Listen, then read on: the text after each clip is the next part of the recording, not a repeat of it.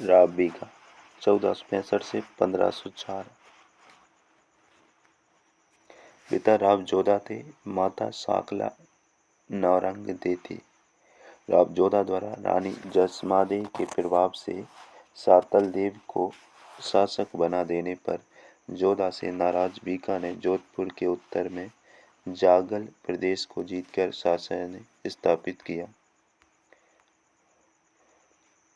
1465 में जांगल प्रदेश को जीता। राव शेखा की पुत्री रंगदेव से विवाह कर कोडमदेसर को राजधानी बनाया। 1485 में राती घाटी में बीकानेर दुर्ग का निर्माण करवाया। 1488 में करनी माता के आशीर्वाद से बीकानेर शहर को बसाया। नरा जाट का क्षेत्र होने के कारण बीकानेर में इसका नाम शामिल किया गया।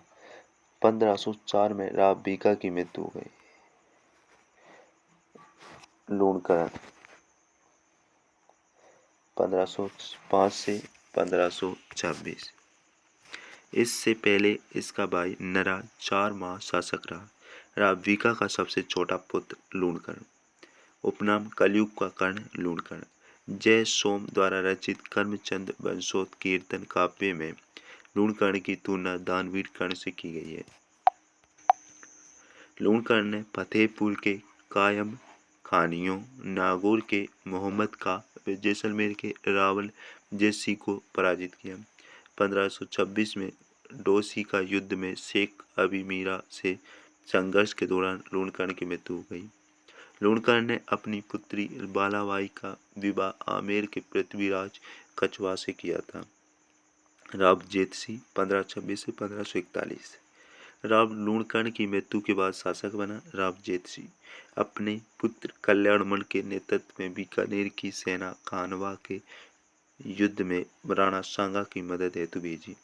1534 ईस्वी में बाबर के पुत्र खामरान से संघर्ष किया।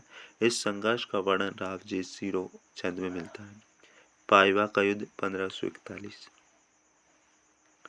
जोधपुर के शासक राव मालदेव से संघर्ष में राव जेतसी मारा गया। राव कल्याणमल 1541 से 1574। पिता राव जेतसी के बाद शासक बना। इनका राज्याभिषेक टुकरियावास बीकानेर में हुआ। शेरशाह की सहायता से अपना पैतृक राज्य बीकानेर पुनः प्राप्त किया।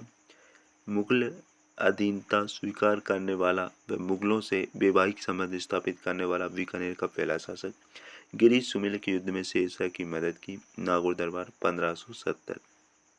नागौर दरबार में उपस्थित हो अपने पुत्र पृथ्वीराज राठौर व राज सिंह को मुगल सेवा में भेज दिया।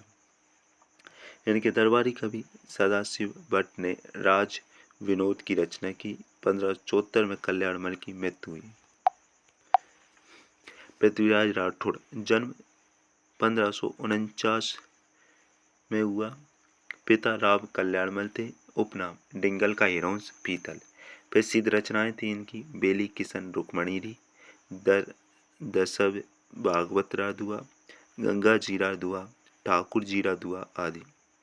नागौर दरबार के बाद में अकबर की सेवा में चले गए।